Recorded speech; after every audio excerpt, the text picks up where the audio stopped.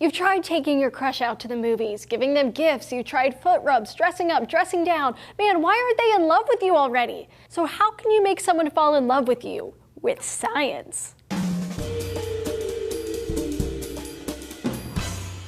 Hey lovers, Julia here for D-News. Just a forward, you can't force someone to love you. There's no love potion, no spell. You aren't entitled to someone else's time, attention, and affections. Sorry, alpha males and followers of the game. It just doesn't happen that way. Forcing someone else to love you always ends badly, like you might wind up creating one of the darkest wizards the world has ever seen. Nice going, Merope Gaunt.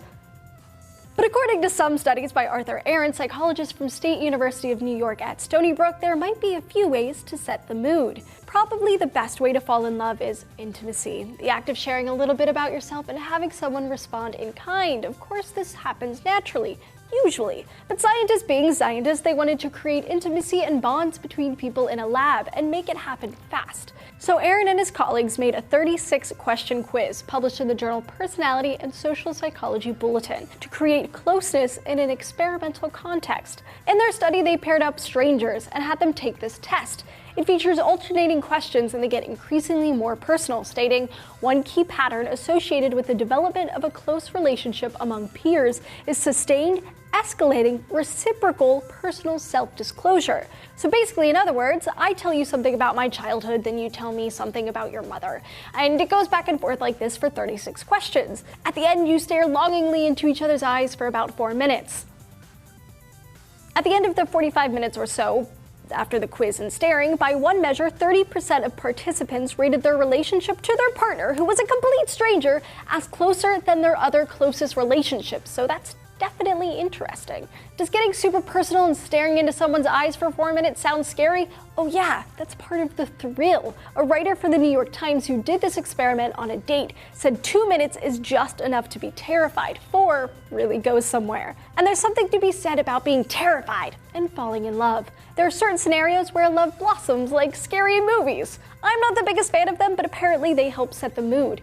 Basically, your body is aroused and stimulated by the movie, you start sweating, your heart is racing, but the funny thing is, when we feel a certain way, we're not always sure why. Mostly we figure it out by context clues, so you might accidentally mistake those feelings you feel for the movie as arousal you might feel when you're attracted to someone.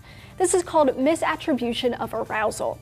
Aaron studied this phenomenon back in 1974 in a study published in the Journal of Personality and Social Psychology. In this experiment, he had a group of men walk across a scary bridge and a group of men walk across a less scary bridge. At the other end of the bridge was a woman who showed them pictures and asked them how sexual they thought the pictures were. And then she gave them her phone number just in case they had any follow-up questions. What Aaron found was that the men who walked on the scary bridge rated the pictures as more sexual and were more likely to call up the woman than the guys who walked across the not scary bridge. So just in case you don't have a suspenseful suspension bridge near you to take your date on, a scary or suspenseful movie will do, according to another study published in the Journal of Social Psychology. In this study, the researchers found that couples had more afflictive behavior, like touching and talking, after watching a suspenseful movie than those who went to a less arousing movie.